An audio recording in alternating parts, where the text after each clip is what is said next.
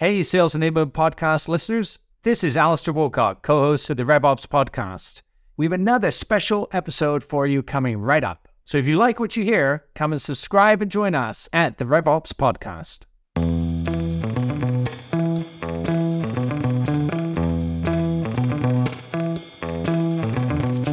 Welcome back, everybody. This week's RevOps podcast. I'm Alastair Woolcock, CSRO here at Revenue.io, and joined by my co-host, founder, all things revenue science, serial entrepreneur, and one of the best thought leaders I know in AI, Howard Brown. Howard, how are we doing today? I'm excited to be here and spend some time just talking with you. What an honor and privilege this is for me. It is, and just for our audience today, you're stuck with us, Howard and Alastair, because we wanted to actually specifically dive into the world of artificial intelligence. Howard, you've been in the world of analytics, into machine learning, into AI for, I don't want to date you too much, but let's just say 2 decades at this point. I worked with it in AI and sales at Gartner, and then here now, the behavior pieces. And look, there's a lot in the news right now. ChatGPT-4 just came out. We all saw ChatGPT, one of the fastest growing things. It's clickbait on everybody's podcast, everybody's website, mock-ups everywhere. But I think today we just want to dive into what is really happening in the world of AI. I'm going to start by sharing fascinating view on artificial intelligence. It right now ranks as the biggest game changer amongst publicly traded companies' boards worldwide. They're all talking about it. Yet, only 12% of organizations are integrating AI right now to drive their go-to-market motions. What are you seeing? How do we change that? Is that the right adoption rate? Great question. Look, I'm not surprised it's only 12%. What I think we need to step back and ask ourselves before we all just race to start using AI because our boards or our investors are mandating us to use it is, what is the plan to use this new technology to improve our businesses, our business processes? Because if we just want to shove AI in, we're going to hire really expensive resources and we're going to throw technology at it.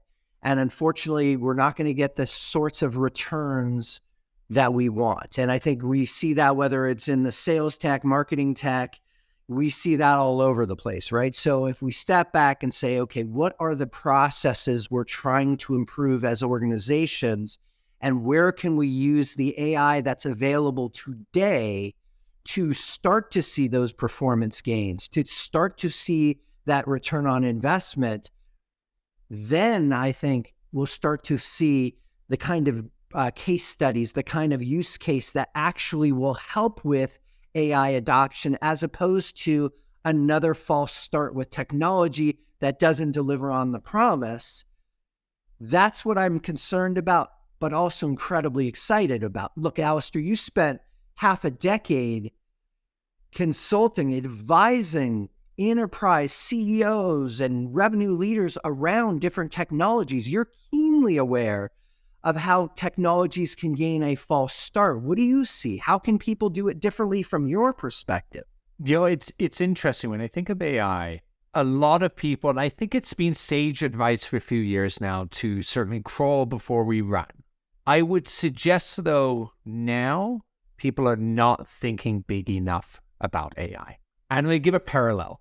So bear with me. Hopefully this works. Let's use the education system, because we've all in some capacity gone to school. The education system has always been a compromise of scale over quality. In 1088, you started the first European university. In 1810, we then had the first modern one. We saw colleges come about in 1885. You saw the GI Bill around the mid-1940s. An expansion of higher ed in the 1960s. And when you track that in education... Listen, I know I'm old, but I didn't go to school back then. But personalization has been decreasing for more than 100 years in education. That's the point that's going on there. And right now, you think about this, and my sister happens to be a principal at a school, and she's involved in technology strategy for an entire province. And you sit there, And I've suggested to her, are we actually now with AI going to see the return of the master and the apprentice? But the teacher is actually no longer the master in the classroom. AI can be very masterful. GPT-4 is showing us it can be masterful at content generation. It can now beat the bar exam. It's masterful in its generative techniques. So now you have to sit there and really challenge the ethos of our thinking to say, it's not just about automation, a baseline application of AI. We are actually hyper accelerating the shift to masterful AI within business functions. And the person actually becomes the orchestrator, not the master. That's where I think we're at. And it is a major, I think it's a psychological shift we have to go through in the industry. I could not agree more. I'm not sure you answered my question, but let me also pile on to your point. Yeah. When you think back to the early days of the internet, we watched Napster, for example, completely upend an industry. Yeah. Right? It took the music industry by storm. Everybody went from buying full CDs to being able to get as much free music as they wanted. The industry thought that was going to be it. The music's done. There's no way we can monetize this. We can't figure this out. Napster changed an entire industry. That was a tiny fraction of what's going on today. What's going on today is AI is upending every single industry. Yeah. But what we can learn from the Napster experience was, at first people were like, oh my gosh, it's going to take over everything in the music industry. And it changed everything. But what happened was businesses were forced to adapt. Instead of making all of your money by selling full records with 12 tracks, they started to realize that they could license or sell a single track. Then the model changed again to a subscription-based service where all you can eat, you pay $10 a month or $7 a month. And guess what? Musicians are making more money than they ever have. So it's changed. What I suggest is AI is making the same sort of massive changes, and we're in inning one. People are freaking out. We're going to use it for everything. And it will change everything. But what's critical for enterprise today is, rather than just thinking about it as this mass disruption, think about, what do we need to change about our businesses? What do we need to change about our business model? And what do we need to change about our expectations for the human beings that we have today to utilize AI in that way that it can be a master, right? Because we're not victim to it. In fact, we're empowered by it, but we have to start to prepare for this monumental shift very quickly. Yep. Because it is a tool that can augment human intelligence. It is a tool that can make us far better, faster. But if we're just afraid of it, or we just throw it at everything and use the same people and the same tools, I'm afraid that we're not going to see the kind of innovation that we can as quickly as we can. Yeah, it's specialization in AI, to me, is exactly where the short-term future is. I love the sci-fi future of, fully general intelligence, right? Star Trek-ish style AI knows everything, all of that, maybe. But today, it's specialized AI. And, Howard, we talk to a lot of people. We engage with countless companies. When you think in a specialized way, you can apply AI. If you try to get too broad, you're never going to get off the ground on this. And when an average enterprise company today is about a 1.3 maturity on a scale of 1 to 5 on their sales and marketing stacks, this is game changing. But the ones that get their Apple moment. To your point on Napster or Apple and what they did for the ecosystem of music, they didn't write music. They didn't invent music. They didn't have any there, but they thought about how to change the delivery mechanism of the market and create a different financial model. How is every one of our leaders doing the same thing today with specialized AI function? How are you helping your sellers, your marketers in real time have and engage in a more specialized way than ever before so that the experience the buyer has is fundamentally different from your company versus somebody else's.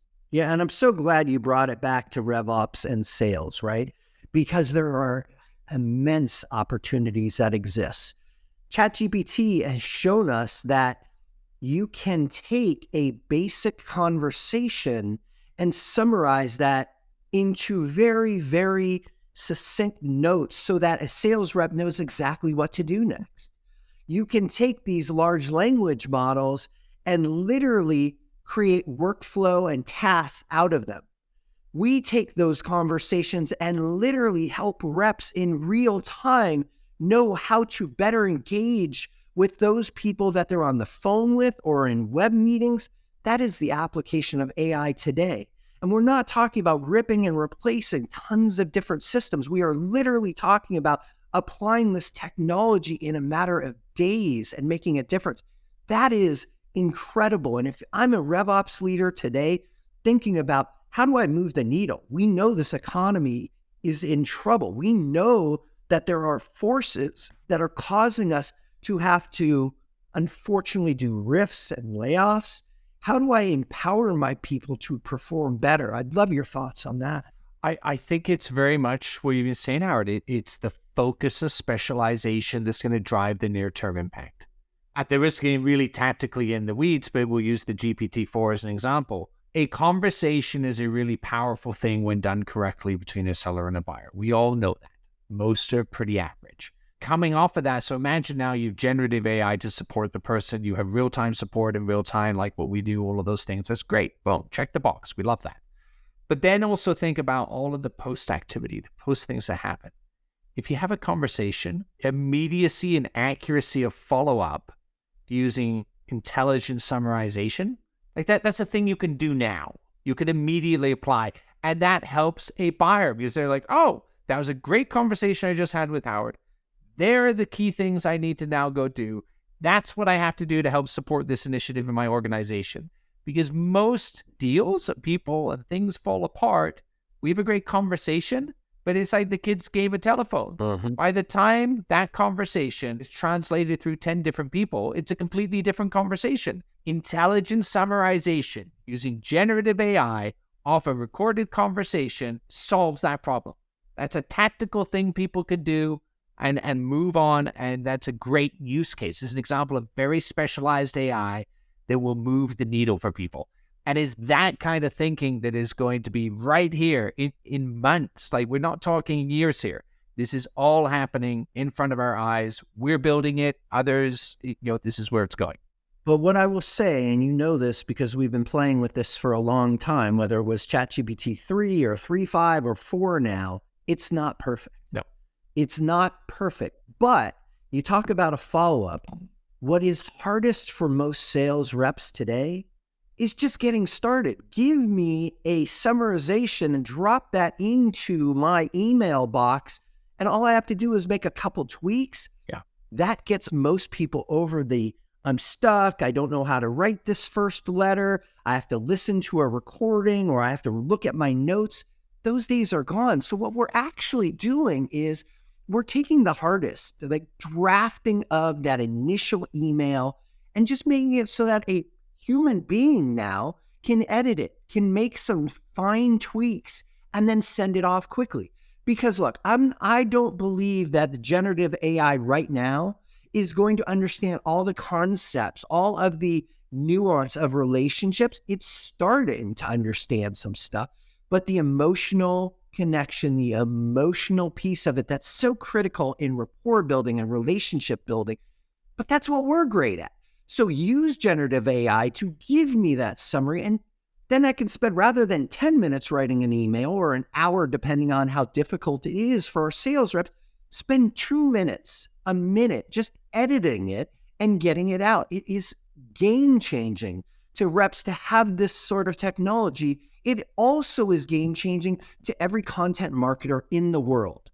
Today, if you are not using this technology to generate white papers, content, ad campaigns, emails, if you are not using it for that purpose, where you can identify your ICP, put it in whatever tone you want, give it the prompts it needs to target the persona that you're looking for, then you are missing the mark and you are going to be left behind as a marketer right now today. Yeah. Get on it, start plugging away.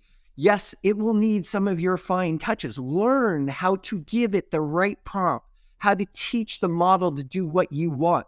But I'm telling you, marketers, if you are not listening today, how to use generative AI to generate content. We're not saying it's going to get rid of everything. You have to use it. You have to tweak it. Get on it now because you will be left behind. Yeah, I agreed 100%. And that is an immediate shift for people in the space, right? And you hit on such a human point there, Howard. Most people struggle to write original content. Yes. Most people struggle on the initial creation of something. That's why when you find somebody that's very good at it, we glob on to them. Okay. It's why, writes an award-winning book we hold in high esteem because the thought leadership, the content is provocative, is innovative, it's there. What generative does today immediately fast-tracks the process. A lot of people are actually pretty good at beating stuff up and editing, all of that once you give them something. This solves that problem, right? You're immediately getting there. I'm not saying this is going to get you your Nobel Prize in literature, right? Yeah, that's maybe not that. But you're going to immediately move ahead in terms of unique personalization. And frankly, you'll get rid of a lot of jargon. You can say, don't use jargon-based language. Mm-hmm. Don't use wiggle words. Like there's things you can force it into the editing where you don't even have to think about that stuff.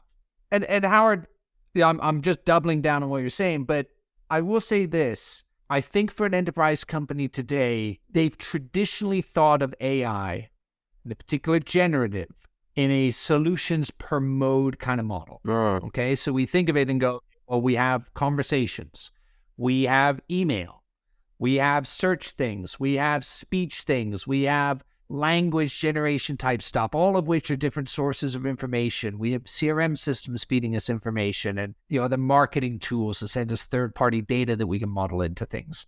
But what generative AI does, or what AI can now do today, you can take the combination of those data sets and build it into what we call a multi-model language solution, or really a platform-based solution that's going to help drive a better engagement. Fancy language to say, as an enterprise, you need a strategy today on how to link together all the individual solution data sets into a master set and drive insight and generative content and engagement off of that in real time. What I get really excited about as it relates to these multiple models and using data across the enterprise is because today we have so much of the engagement data, which truly is the relationship building data. What changes behavior? What changes people's sentiment in conversations? Because we have so much of truly the psychology behind how people connect and build relationships, our ability now to take that data, ingest it, commingle it with these models to really help and study the art and science of relationship building, the art and science of communication. Because what we know is that every sale, every support conversation or relationship, every customer success engagement is really about a relationship.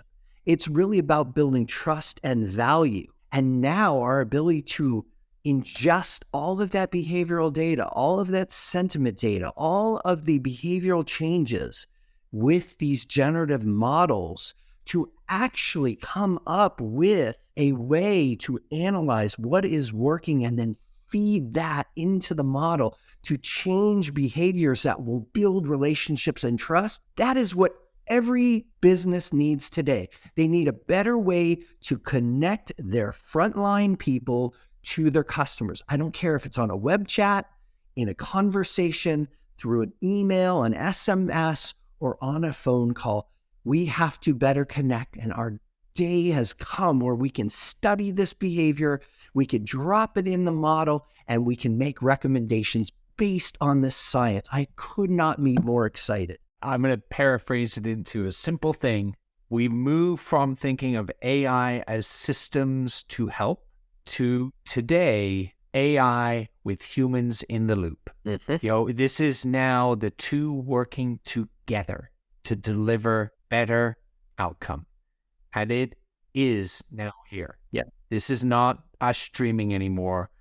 We're here. You've been studying the behavior pieces for the better part of a decade. We've been building pieces towards this. The generative pieces are there that is creating the market hype and understanding around what is possible. But look, if you aren't thinking about how to put AI with the human in the loop right now today, all you're doing is building a non-personalized, scaled-out education system that ultimately is going to produce some pretty low SAT scores. So, I just hope that people really embrace this. And Howard, I'm going to leave you with a final thought and question here. For all of the buzz on generative AI and all of what is going on right now that we have just quickly gone through here, ask yourself this question, which you can now do. Given the opportunity, what would you ask Albert Einstein? That's a great question. And the beauty is, I've asked Albert Einstein via ChatGPT-3 a lot of questions. And what's fascinating is not only can I get an answer from a large data set of how Albert Einstein thought and the questions and answers that he did, but I can get it in the form of a lot of other authors and other thought leaders and other scientists and other doctors. That's the beauty. So you no longer have to imagine a world as if you were asking a question of Albert Einstein. You could literally run it, which is so exciting. The possibilities are endless. Keep asking questions, ask questions of the data, make corrections, add that human element. If I'm in RevOps today, if I'm in sales today, if I'm in data today, if I'm in business today, I am so excited about the possibilities of where this can go very quickly. You can't boil the ocean all at once. Let's point this at those areas of the business where you need to make the most dramatic change as quickly as possible. Usually that's how do we help our human beings be more productive, better connected with our customers. But just get started. It's exciting. Everyone, thanks for listening to Howard and I today on this special edition of a deep dive into artificial intelligence. We are excited about this area, and please do not forget to like, subscribe, send in your dial-in questions as well. You can reach us at 323-540-4777. That's 323-540-4777. We will see you next week, either with us talking or maybe a future state of our digital selves. Thanks so much. Thanks, Alastair.